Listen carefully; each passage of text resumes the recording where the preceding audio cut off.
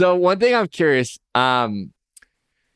is I would love you to shed a moment on kind of some of the most recent thing that you've been through. And for those people listening, to kind of fill them in on where your story is like one day you wake up, perfectly normal day, sun shining, right? Skies are maybe blue. You're out in Georgia. Maybe it's either snow or it's a little humid. You get in a car, you're driving, and all of a sudden you wake up. I don't know how many days after it was, but you wake up one day, you're in a hospital.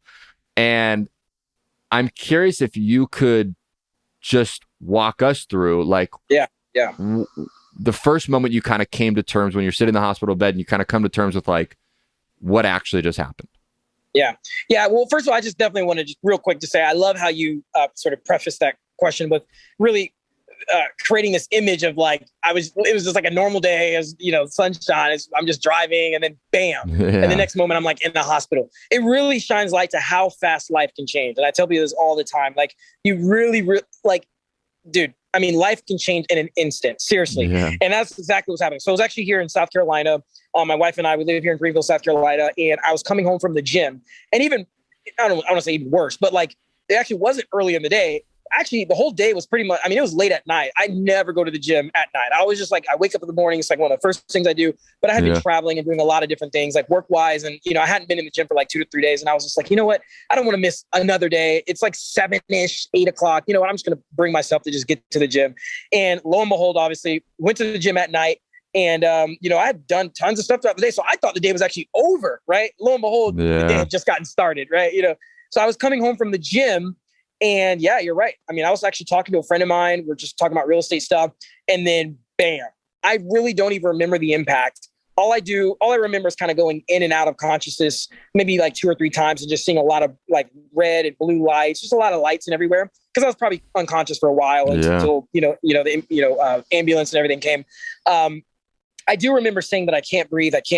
And someone kind of like saying, Myles, stay with me. And it literally just felt like a dream. It kind of felt like, how you don't really remember when you fall asleep, you kind of just fall asleep, and then there's like a dream going on. You just don't, you're not all there. It just really felt like I'm just dreaming, Lo and behold, I was not dreaming. So I wake up, and really I could be wrong, because again, it's such a traumatic experience. Maybe I woke up earlier. I don't remember, but the only thought, or the only memory I actually remember when I woke up, was when the doctors and my family were standing around me, and they obviously looked super like, emotional and like, oh my gosh, I already knew something was really bad. But I just remember basically being asked as soon as I woke up, because it was really like, I was in critical care. This is like, if this is going to happen, it's going to have to happen now. So I didn't really have a lot of time to like wake up, and there's like a, beeping sound. I get to see my family, like movies or whatever. We have a conversation. No, the very first moment when I woke up, the doctors are basically asking me, hey, basically in order for you to survive, we're going to have to cut your leg off.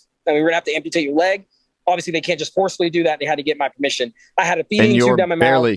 You're barely conscious when they're asking you. Oh this. Yeah, I don't know I literally just woke up, right? I mean, I just got up, and but again, like I said, they got to move fast. I mean, I'm going to die. Totally, I was literally going to die.